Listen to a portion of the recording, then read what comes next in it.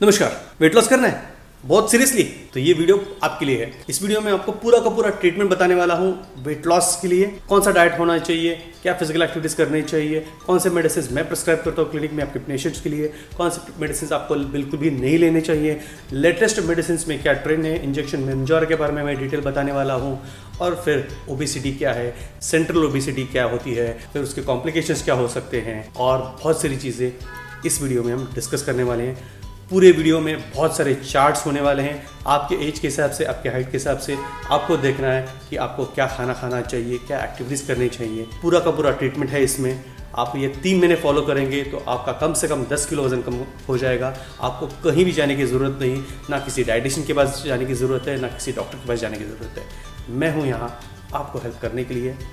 आप ये सिर्फ वीडियो देखिए और मैं जो बोल रहा हूँ वो फॉलो कीजिए, और फिर देखिए आप कैसे घर में बैठे बैठे और मैं जो बोल रहा हूँ वो करके ही आप अपना वजन कम कर सकते हैं। वीडियो पसंद आए तो लाइक कीजिए, शेयर कीजिए। So to all my dear sisters जो डाइट क्वीन को फॉलो करते हैं और जिन्होंने mobile application diet queen download किया है, उनके लिए एक अनाउंसमेंट है।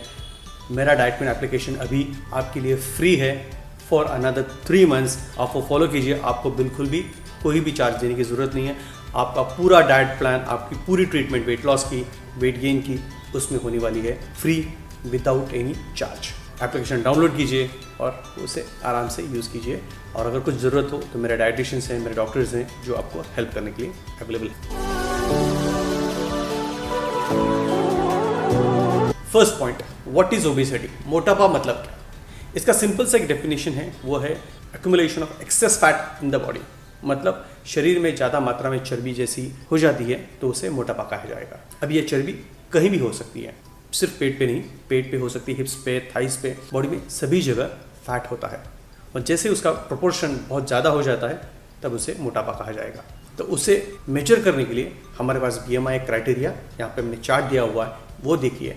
BMI मतलब बॉडी मास इंडेक्स, उसका कैलकुलेशन होता है weight upon height in metre square. आप अपना वेट और अपनी हाइट देख लीजिए, उसे फॉर्मूला में डालिए और देखिए फिर आपका BMI कितना है।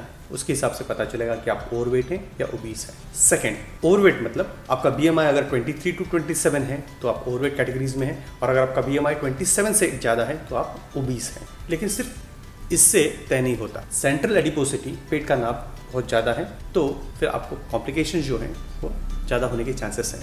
तो आपका पेट का नाप कितना होना चाहिए, इसका मैंने अलग वीडियो भी बनाया है, लेकिन यहाँ पे मैं एक फॉर्मूला दे रहा हूँ, वो आप वो देख लीजिए। तो इस फॉर्मूले के हिसाब से आपको अपनी हाइट देखनी है, उसको डिवाइड बाई 2 करना है और +5, वो जो वैल्यू आती है उतने सेंटीमीटर्स में आपका वेस्ट लाइन होना चाहिए, उससे ज़्यादा नहीं। तो आप फॉर्मूले के हिसाब से आप देख लीजिए आपकी हाइट कितनी है, डिवाइड बाई 2 कीजिए प्लस उसको 5 कीजिए, उतना आपका वेस्ट लाइन होना चाहिए, उससे ज़्यादा नहीं। उससे अगर ज़्यादा हो तो इसका मतलब है आपको ओबेसिटी है या फिर आपका मोटापा है, आपको फैट ज़्यादा एक्सेस है, और फिर वो आपको फैट कम करना पड़ेगा। अब ये क्यों कम करना पड़ेगा? क्योंकि उसके कॉम्प्लिकेशंस होते हैं। तो जैसे मैंने पहले बताया, ओबेसिटी अगर ओवरऑल ओबेसिटी है तो उसके कॉम्प्लिकेशंस अलग होते हैं, और अगर आप सेंट्रल एडिपोसिटी है तो उसके कॉम्प्लिकेशंस अलग होते हैं। जैसे अगर सेंट्रल एडिपोसिटी हो तो डायबिटीज़, हार्ट डिसीज, हाइपरटेंशन, फिर फीमेल्स में इनफर्टिलिटी और PCOD, इसके प्रॉब्लम्स होने के ज़्यादा चांसेस हैं। लेकिन ओवरऑल अगर ओबेसिटी हो तो ये प्रॉब्लम्स तो होते ही हैं, लेकिन उसके साथ ही साथ नी पेन होता है या फिर ऑस्टियोआर्थराइटिस होने के चांसेस है, एंकल पेन है, बैक पेन है, ये सब प्रॉब्लम्स भी बढ़ जाते हैं। उसके साथ ओवरऑल ओबेसिटी के साथ हमें फिर जो बाकी के साइकोलॉजिकल डिसऑर्डर्स है, डिप्रेशन है, एंजाइटी है, या फिर मूड स्विंग्स हैं, ये भी बहुत सारे लोगों में देखा जाता है। फिर स्किन के प्रॉब्लम्स हैं, फिर स्लीप डिसऑर्डर्स हैं, बहुत सारे लोग स्नोरिंग करते हैं तो वो ओबेसिटी की वजह से हो सकते हैं। तो ओवरऑल ये कॉम्प्लिकेशंस जो हैं ये ओबेसिटी की वजह से होते हैं, और बहुत सारे कॉम्प्लिकेशंस हो सकते हैं जिसका चार्ट मैंने यहाँ पे दिया हुआ है। लेकिन जब हम फैट लॉस करते हैं या फिर वेट लॉस करते हैं तब ये कॉम्प्लिकेशंस कम होने के चांसेस बहुत ज़्यादा हैं, इससे फ़ायदे बहुत हो सकते हैं। तो सभी जो डिसीज़ मैंने अभी मेंशंस किए हुए हैं उसमें 80 to 90% ऑफ डिसीजेस हम कंट्रोल कर सकते हैं, प्रिवेंट कर सकते हैं अगर हम फैट कम कर देते हैं, पेट का नाप अगर हमारा कम हो जाता है। तो बहुत सारे ऐसे फीमेल्स हैं जो इनफर्टाइल हैं, PCOD का प्रॉब्लम्स है, वो जैसे ही वेट कम हो जाता है, फैट कम हो जाता है, वो सॉल्व हो जाता है। बहुत सारे ऐसे लोग होते हैं जिनको डायबिटीज़ कंट्रोल नहीं होता, या हार्ट डिसीज़ होता है, या फिर हाइपरटेंशन होता है, वो भी कंट्रोल हो सकता है अगर हम फैट लॉस कर देते हैं, वेट लॉस करते हैं। तो बहुत सारे ऐसे ओल्ड एज लोग होते हैं जिनको ऑस्टियोआर्थराइटिस है, नी का प्रॉब्लम है, एंकल का प्रॉब्लम है, उनको सर्जरी बोला जाता है, बायलैटरल नी रिप्लेसमेंट बोला जाता है। तो जब जैसे ही उनका वेट लॉस हो जाता है तो वो रिप्लेसमेंट करने की शायद ज़रूरत नहीं पड़ती अगर सीवियर डिसीज़ ना हो तो। लेकिन अगर सीवियर डिसीज़ हो तो रिप्लेसमेंट करने के बाद भी फिर जो पेन और बाकी जो रिकवरी है वो अगर वेट कम हो तो बहुत ही फास्ट हो जाती है। इसलिए ओवरऑल अगर देखा जाए तो अगर फैट कम हो जाता है, वेट कम हो जाता है, तो ये सब प्रॉब्लम्स और कॉम्प्लिकेशन से हम आराम से उसे प्रिवेंट कर सकते हैं, उसे कंट्रोल कर सकते हैं। ओके, तो ट्रीटमेंट क्या है? सबसे इंपॉर्टेंट ट्रीटमेंट में 4 बहुत इंपॉर्टेंट बातें हैं।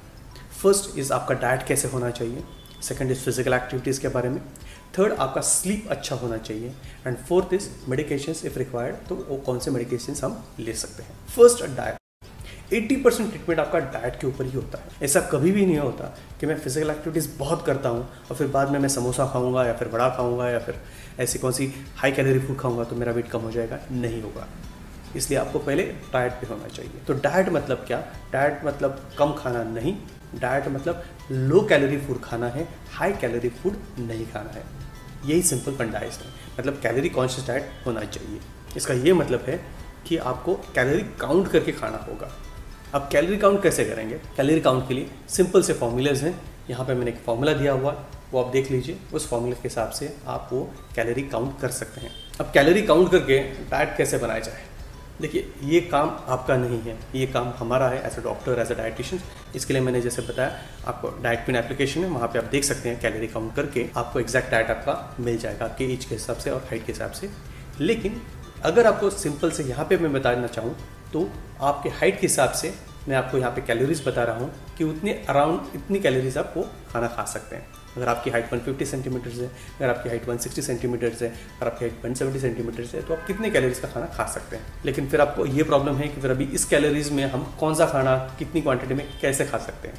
तो इसके लिए मैं आपको यहाँ पे एग्जाम्पल दे रहा हूँ। 160 सेंटीमीटर्स अगर आपकी हाइट है और आपका वेट अगर से 80 केजीज है, तो आपको अगर से 20 केजीज वेट लॉस करना है, आपको कितने कैलोरीज का खाना खाना चाहिए ताकि आपको वेट लॉस में फ़ायदा हो जाए।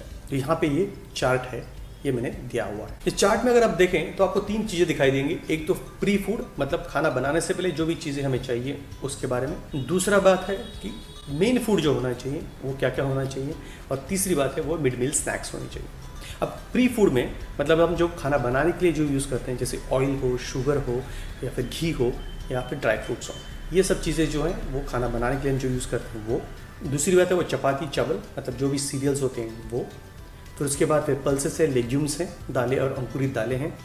फिर वेजिटेबल्स एंड सैलड्स हैं, और जो भी हम नॉनवेज या फिर एग खाना चाहते हैं वो कितने मात्रा में लेनी चाहिए इसके बारे में है। मिड मील स्नैक्स में जैसे फ्रूट्स है, मिल्क है या फिर बिस्किट्स हैं, ये तीनों चीज़ें मिड मील स्नैक्स में जैसे बीच बीच में हम कैसे खा सकते हैं इसके बारे में ये चार्ट है यहाँ पे। अगर देखा जाए तो मैंने यहाँ पे आपको कम से कम दिन में 10, 12 या 14 बार खाने के लिए बोला है, और ये 3 मेजर मील्स हैं, जैसे ब्रेकफास्ट है, लंच है, डिनर है, वो डिक्रीजिंग ऑर्डर में है, और फिर बीच बीच में आपको फ्रूट्स या दूध है या फिर चाय कॉफ़ी है, उसके साथ बिस्किट है, ये सब चीज़ें आपको लेनी होंगी।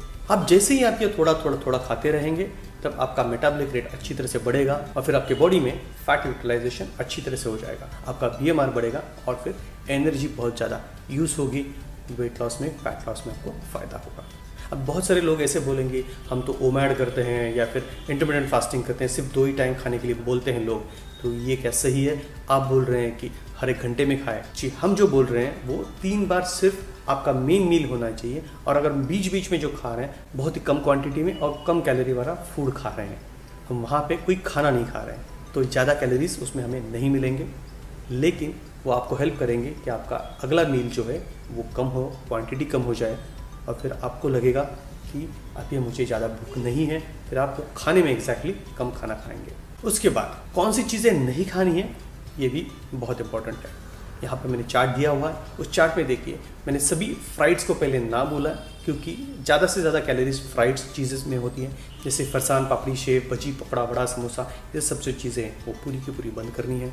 उसके बाद फिर स्वीट्स है 2 नंबर, वो स्वीट्स थोड़े से कम कैलोरीज होते हैं फ्राइड के हिसाब से, लेकिन हम ज़्यादा मात्रा में खाते हैं बहुत बार, इसलिए सभी के सभी स्वीट्स बंद करने हैं। फिर ड्राई फ्रूट्स, ड्राई फ्रूट्स को भी बहुत ही लिमिटेड क्वांटिटी में लेना चाहिए। अगर आपको डाइट के ऐप में देखें तो आपको एज के हिसाब से, आपकी हाइट के हिसाब से आपको थोड़ी मात्रा में मैंने ड्राई फ्रूट्स शायद मिले होंगे। तो ड्राई फ्रूट्स को बहुत ज़्यादा मात्रा में नहीं लेना है, क्योंकि बहुत बार ऐसा होता है कोकोनट है, ग्राउंडनट है या फिर आलमंड्स, कैशनट्स, वॉलनट वगैरह हम खाने में यूज़ करते हैं, उसकी मात्रा बहुत ज़्यादा हो जाती है, हाई कैलोरी फूड हो जाता है, इसलिए वो नहीं करना है। हमें वो ड्राई फ्रूट्स बिल्कुल भी ज़्यादा मात्रा में नहीं लेने हैं। पॉइंट नंबर 2, फिजिकल एक्टिविटीज़ के बारे में बहुत सारे लोग बोलते रहते हैं कि हाँ पहले मुझे एक्सरसाइज करना है, फिर बाद में फिर डाइट के ऊपर मैं फोकस करूँगा, फिर मेरा वेट लॉस हो जाएगा। जी बिल्कुल नहीं, ऐसा नहीं होता। बहुत सारी ऐसी महिलाएं होती हैं जिनको जिम में जाना पॉसिबल नहीं होता, अगर अफोर्ड भी कर पाते हैं तो भी जाना पॉसिबल नहीं होता, क्योंकि वो बहुत ही दूर होता है या फिर घर में इतना काम होता है कि बाहर जाना मुश्किल हो जाता है। तो इसलिए मैं बहुत सारे पेशेंट्स को रेकमेंड करता हूँ, बहुत सारे मेरे फीमेल पेशेंट्स हैं उनको मैं रेकमेंड करता हूँ कि आप सिर्फ और सिर्फ वॉकिंग के ऊपर फोकस कीजिए। वॉकिंग कहाँ करना है, तो टेरेस है, पार्किंग स्पेस है, ग्राउंड, गार्डन, कहीं भी कीजिए, कोई प्रॉब्लम नहीं है। सिर्फ याद रखें कि दिन में 90 मिनट्स टू 120 मिनट्स, 1.5 से 2 घंटा वॉक पूरे दिन में आपका होना चाहिए।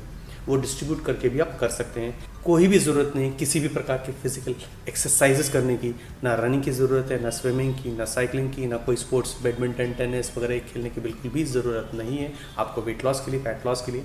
लेकिन जैसे ही आपका वेट लॉस या फैट लॉस हो जाएगा तब आप वो इसी प्रकार की, जैसे योगा हो, जुम्बा हो या फिर जिम हो या फिर कोई भी प्रकार के स्पोर्ट्स खेल सकते हैं जब आपका नॉर्मल वेट आ जाए। तब तक बिल्कुल भी करने की ज़रूरत नहीं है। बहुत सारे एक्सरसाइजेज होते हैं वो फैट लॉस के लिए नहीं होते हैं, वो होते हैं सिर्फ और सिर्फ मसल बिल्ड के लिए, स्ट्रेंथनिंग, फिटनेस, स्टैमिना वगैरह इसके लिए होते हैं। तो हमें करने की ज़रूरत नहीं है अगर हमें वो वेट लॉस करना है, फैट लॉस करना है तो। और बहुत सारे लोग आप देखते होंगे जो 90 kgs 100 kgs वेट होता है, वो लोग बहुत दिन एक्सरसाइज करते हैं लेकिन फिर भी उनका वेट कभी भी कम हुआ ऐसा दिखाई नहीं देता, क्योंकि वो सिर्फ और सिर्फ वेट लॉस के लिए सिर्फ एक्सरसाइज के ऊपर फोकस करते हैं, डाइट के बारे में बिल्कुल भी चिंता नहीं करते, सोचते भी नहीं हैं। तो इसलिए हमें पहले सोचना है डाइट के बारे में, हमें फोकस करना है डाइट के बारे में। वो जैसे ही वेट कम हो जाएगा तब हम एक्सरसाइज के बारे में सोचते रहेंगे। हाँ, लेकिन कुछ ना कुछ तो एक्टिविटीज़ तो होनी चाहिए, इसलिए वॉकिंग मैं आपको सजेस्ट करता हूँ। वॉक करते रहिए आराम से, कहीं भी पैसे खर्च करने की बिल्कुल भी ज़रूरत नहीं, ना मेंबरशिप की ज़रूरत है। बस एक अच्छा सा शूज़ ले लीजिए और वॉकिंग के लिए चले जाइए। और बारिश के दिनों में क्या कर सकते हैं, सिंपल, छाता लीजिए, चले जाइए। जब बारिश नहीं हो तब वो वॉक कर सकते हैं। जब बारिश चल रही है तो घर का काम आप पूरा ख़त्म कर दीजिए और वेट कीजिए, जैसी बारिश ख़त्म हो जाती है तब आप छाता लेके चले जाइए। आपका वॉक भी हो जाएगा, काम भी हो जाएगा। और जो फीमेल्स वो वर्किंग वुमेन हैं तो उनको अगर ट्रैवलिंग के वक्त अगर वो वॉक कर पाते हैं तो और ही बेहतर है। पॉइंट नंबर 3, स्लीप बहुत इंपॉर्टेंट है। 6 to 8 आवर्स स्लीप आपकी होनी चाहिए कंपलसरी, वो भी रात में। अगर आपकी नींद 6 घंटे से कम हो जाती है तो आपका वेट लॉस नहीं होगा, और अगर आपकी नींद 8 या 9 घंटे से ज़्यादा हो तो शायद आपका वेट गेन भी हो सकता है। इसलिए बेहतर रहेगा आप 6 to 8 आवर्स, 6, 7, 8 आवर्स इतनी स्लीप लीजिए, इतना ही नींद लीजिए, उससे ज़्यादा नींद मत कीजिए। अगर आपको दिन में नींद आती है तो फिर रात की नींद आपकी कम होनी चाहिए। लेकिन अगर आप वर्किंग है और रात को अगर आप काम कर रहे हैं तो शायद फिर आपको दिन में थोड़ा सोना पड़ेगा। तभी भी देख लीजिए कि नींद आपकी उतनी ही होनी चाहिए इन 24 आवर्स, उससे ज़्यादा नहीं। 4th नंबर पॉइंट, एंड वो है मेडिसिन। मैं मेरे क्लिनिक में बहुत सारे पेशेंट्स को ऐसे ही रिकमेंड करता हूँ। जो डाइट मैंने आपको बताया, वैसे फिजिकल एक्टिविटीज जैसे मैंने वॉकिंग बताया वो, और फिर मेडिसिन में मैं उनको सिर्फ 2 ही मेडिसिन सजेस्ट करता हूँ। एक तो बहुत बार ऐसा होता है कि लोग ऑफ डाइट करते हैं, बाहर खाना होता है कोई पार्टीज़ में, फंक्शंस में वगैरह, और आजकल वो बहुत ज़्यादा मात्रा में होता है। तब मैं उनको एक ऑर्लिस्टैट मेडिसिन में उनको सजेस्ट करता हूँ, जो ऑयल एब्सॉर्ब करके, वो जो भी खाने में तेल होता है वो एब्सॉर्ब करके वो खाने में नेक्स्ट डे टॉयलेट में वो निकल जाता है। एक मेडिसिन में बहुत सारे पेशेंट्स को रेकमेंड करता हूँ, लेकिन ये मेडिसिन सिर्फ और सिर्फ फ्राइड फूड के लिए होती है। लेकिन आप स्वीट ज़्यादा खाते हैं तो ये मेडिसिन ज़्यादा काम नहीं करता, या फिर रेगुलर फूड ज़्यादा खाते हैं तो ये मेडिसिन काम नहीं करता। तो इसलिए ये सिर्फ ऑयल के लिए है। तो सिर्फ 50 to 60% अब तक काम इससे हो जाता है, तो वेट बढ़ता नहीं है। और दूसरा मेडिसिन है, वो जो लेटेस्ट मॉलिक्यूल है वो है बाइजेप्टा। ये एक मॉलिक्यूल है जो एक्सरसाइज माइमेटिक है, जो आपका बेसल मेटाबॉलिक रेट बढ़ाता है, फैट लॉस में आपका वेट वेस्टलाइन कम होने में उसको हेल्प करने वाला है। मेडिसिन मार्केट में अवेलेबल है, और इस मेडिसिन का एक ऐप भी है जो मेडिसिन आपको थोड़ा कंसेशन में मिल जाएगा। मैं आपको वो मेडिसिन का जो लिंक है, ऐप का लिंक है, वो मैं आपको डिस्क्रिप्शन में दे दूंगा। फिर एक कोड भी दे दूंगा, मेरा खुद का कोड है, वो कोड यूज़ करके आप वो मेडिसिन ले सकते हैं। लेकिन आपको याद रखना है कि मेडिसिन के साथ फर्स्ट एंड फॉरमोस्ट आपको डाइट और वॉकिंग, ये दोनों चीज़ें होनी चाहिए, तभी ये मेडिसिन आपको और ज़्यादा बेनिफिट देने वाला है। और जो मेडिसिन मैं आपको बिल्कुल भी रिकमेंड नहीं करने वाला हूँ वो है हर्बल लाइफ के मेडिसिन, वो बिल्कुल भी यूज़ नहीं करने हैं। और किसी प्रकार के जो भी हर्बल मेडिसिन है, आयुर्वेदिक मेडिसिन है, जो over the counter medicine shop में या फार्मेसी शॉप में मिलते हैं, वो बिल्कुल भी मत लीजिए। और जो लेटेस्ट ट्रेंड चल रहा है वो है मंजारो इंजेक्शंस का। इसके बारे में तो एक बहुत बड़ा और डिटेल वीडियो होना चाहिए, लेकिन मैं आपको सजेस्ट करूँगा, अगर आप अच्छी तरह से डाइट फॉलो करते हैं, फिजिकल एक्टिविटीज़ करते हैं, वॉकिंग करते हैं, और सीरियसली अगर आप वो 3 महीने 6 महीने के लिए फॉलो करते हो तो आपका 10 किलो 20 किलो वजन कम होने वाला है। तो इसके इंजेक्शन लेने की बिल्कुल भी ज़रूरत नहीं है। वो इंजेक्शन किन लोगों के लिए है? जिनका BMI 35 से अबव है, उन्होंने डाइट फॉलो किया है, ट्राई किया है बहुत सारा, और उनको कंट्रोल नहीं होता, फूड के ऊपर बिल्कुल भी कंट्रोल नहीं है, क्वांटिटी बहुत ज़्यादा खाना खाते हैं, तब ये injection under physicians and endocrinologist या डायबिटोलॉजिस्ट या फिर जो भी आपके वेट लॉस स्पेशलिस्ट डॉक्टर्स हैं, उनके पास से आप वो ले सकते हैं। लेकिन उसके बहुत सारे कॉन्ट्राइंडिकेशंस हैं, बहुत सारे साइड इफ़ेक्ट्स हैं, वो आपको देखना पड़ेगा। और फिर आपको याद भी ये रखना होगा कि आपको 3 महीने 6 महीने के बाद जब वो इंजेक्शन बंद करते हैं तो उसके बाद फिर आपका जो एपेटाइट है वो वापस आ जाता है, क्योंकि इंजेक्शन का काम है आपकी जो हंगर है या फिर भूख है वो कम हो जाती है। और जैसे ही वो इंजेक्शन बंद कर देते हैं तो शायद फिर ये एपेटाइट वापस आ जाएगा, हंगर आ जाएगा वापस, तो फिर आप वो वेट कंट्रोल नहीं कर पाएंगे, आपका फूड इंटेक ही कंट्रोल नहीं हो पाएगा, तो वेट कैसे कंट्रोल होगा। तो इसलिए आपको ध्यान रखना है कि मेडिसिन कब लेना है, और अगर आपको naturally without any medications, without any injections आप वो फॉलो कर सकते हैं डाइट वगैरह, तो वो प्रेफर कीजिए, वो फॉलो कीजिए। और जानकारी के लिए मैं यहाँ पे हूँ हेल्प करने के लिए। आपके कुछ भी सवाल हो तो कमेंट बॉक्स में कमेंट करके पूछिए। I am here to help you. Thank you so much.